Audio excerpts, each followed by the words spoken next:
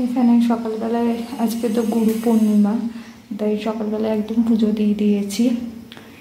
আর মায়ের শরীরটা খারাপ বলে কিছুই সেভাবে আনা হয়নি, এমনি পুজো দিয়ে দিলাম। আর বাবা মিষ্টি এনে রেখে দিয়েছে, ওটা পরে পুজো দেবো, কারণ পুজো দেওয়া হয়ে গেছে। ভেবেছিলাম পড়তে যাব, কিন্তু মার হঠাৎই এমনভাবে মাথাটা ঘুরছে আর যখন অন্ধকার দেখছে এভাবে অবস্থায় বাবা বেরিয়ে যাওয়ার ব্যবস্থা রেখে তো যাওয়া সম্ভব না। এমন থাক, আজকেও কামাই করবো। মাকে মাথা চোল করে দিয়েছি, আর এখানে একটু চা বসে চা খাবো সবাই, চাটা করি। আর আজকে তো ডালিয়া করবো, আর সকালে মায়ের একটু পরোটা কর, কালকে থেকে কিছু খাইনি। গুড মর্নিং এভরিওয়ান, আশা করি তোমরা সবাই ভালো আছো, আমরা সবাই ভালো আছি। চলো এবার এই কাজগুলো ঝপাঝপ করে নিই, নিয়ে তারপর রান্নাটা করি। কেন অনেক বেলা হয়ে গেছে, 1:30 বেজে গেছে। সমস্ত মশলা দিয়ে চাটা বসিয়ে দিলাম, হয়ে গেছিলো সব কিছু করতে। দেখলে 8:10 আমি 15তে 8:10 রান্না চাপিয়েছি, ঝপাঝপ রান্না করলাম। ডালিয়া, যেহেতু ভাত খাবো না, ডালিয়া করে নিয়েছি, বাবা ডালিয়া নিয়ে গেছে। আর সকালের জন্য পরোটা করেছি, পরোটা আর একবারে আলুর দম করে নিয়েছিলাম, বাবা খাবার নিয়ে বেরিয়ে গেছে। এই আজকে রান্না করেছি, এটা মার পরোটা। আমি সকালের একবারে ডালিয়া খেলাম, আমার ডালিয়া না ঠান্ডা ভালো লাগে না।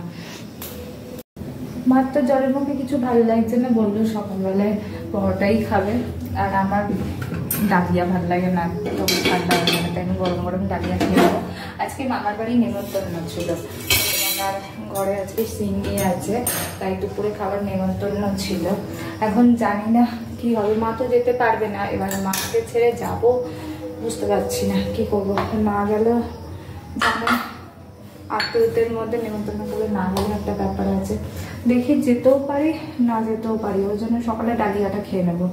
আর বলেছে ওরা সব গুরু দীক্ষা সবার আছে, তাই আজকে লুচিই করবে, তাই সকালে পরোটা খাবো না, ডালিয়া খেয়ে নেবো। আর যদি বাই চান্স না যায় তাহলে দুপুরে পরোটা করে খেয়ে নেবো।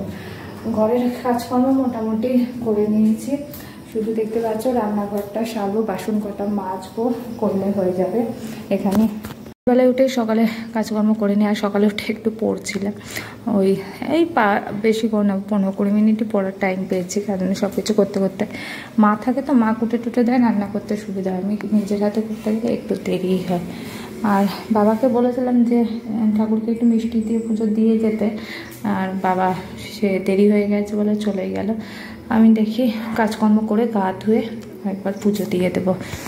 ডালিয়াটা করেছি, ডালিয়াটা হেভি হয়েছে খেতে, 1 ফোড়নে ডালিয়া করেছি, বেশ ভালো হয়েছে। ভালো লাগছে মুখে? খাও, কাল থেকে তো কিচ্ছু খাওনি।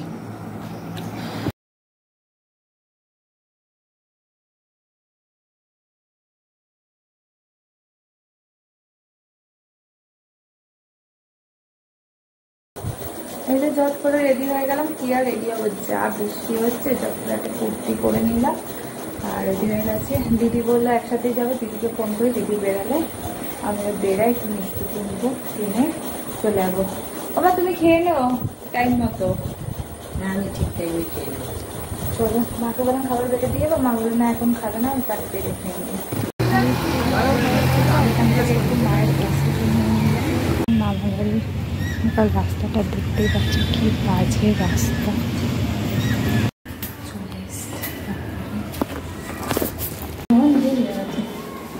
বেরিয়ে যাচ্ছি, দিদি আর রিক এসছে মাকে দেখতে। 3টে ফল দিয়েছে প্রসাদ হিসাবে, বললো কাটা ফল দিই না, তাই এরকম গোটা ফল দিয়েছে 3টে। 3জন মানুষ তো, তাই 3টে ফল।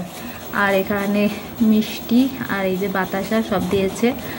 আর এখানে চিনিটা আমি বললাম অল্প করে দাও, তাই অল্প করে দিয়েছে প্রসাদ হিসাবে। আমার এখানে গোপাল শয়ন দেওয়া, সন্ধে দেওয়া হয়ে গেছে। চলে যাচ্ছে ছেলে, এই জোরে জোরে পা ফেলে চলে যাচ্ছে। বাই, আবার 1 রোববার চলে যাবো, শনিবার চলে যাবো। হ্যাঁ